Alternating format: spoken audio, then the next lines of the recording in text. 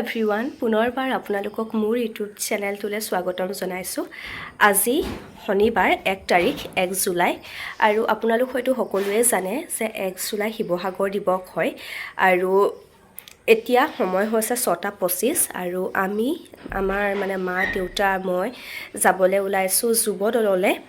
তাতে 1 জুলাই উপলক্ষে এখন নাটক প্ৰদৰ্শন কৰা হ'ব। নামটো হৈছে তেতুন তামুলী নাটক আৰু সেয়া যাওঁ আৰু আমাৰ লগতে যাব আমাৰ কিনাৰৰ গলিটোৰ আণ্টি এগৰাকী যাব।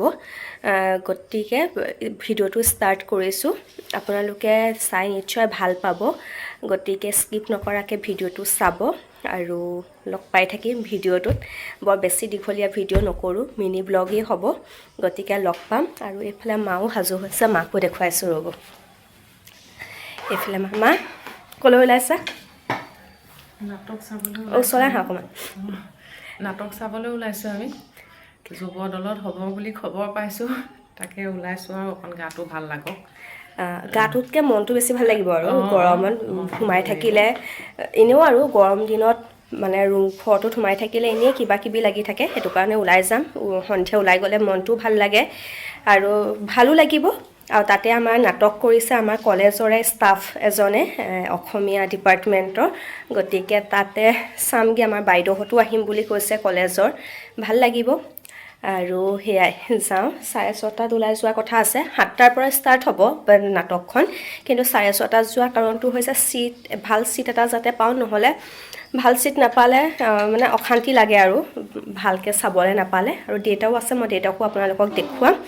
গতিকে চাই থাকিব। আহিছোঁ আৰু এতিয়া পূৰা 6:30 বাজিছে আৰু মই যিহেতু আন্ধাৰ, মই লাইটটো জ্বলাই লৈছোঁ পোহৰ হ'বলৈ। আৰু গাড়ীৰ ভিতৰৰ পৰা ভিডিঅ' কৰাৰ মূল কাৰণটো হৈছে, যেতিয়াই গাড়ীত আমি ক'বলৈ যাওঁ তেতিয়া মোৰ ব্লগটো চাই পাৰ্চনেলি মানুহে মেছেজ কৰে দেই, তোমালোকৰ গাড়ীখন কোনে চলাইছে। আৰু ময়ো এডিটিঙৰ সময়তহে দেখুৱাওঁ, দেউতাক দেখুৱাবলৈ নহ'লে বুলি। সেইকাৰণে আজি ভাবিছোঁ দেউতাকো দেখুৱাম এই ভিডিঅ'টোত।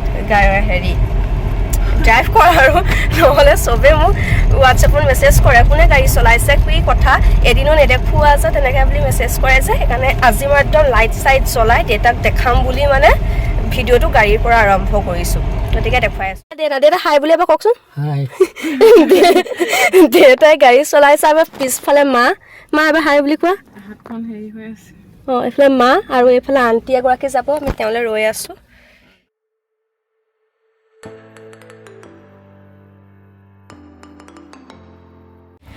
আমি আহি পালোহি আৰু এইফালে আমাৰ আণ্টি।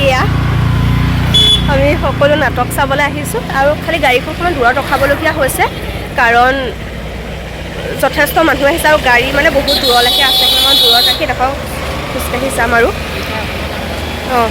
হেৰি কৰিব লাগে। গতিকে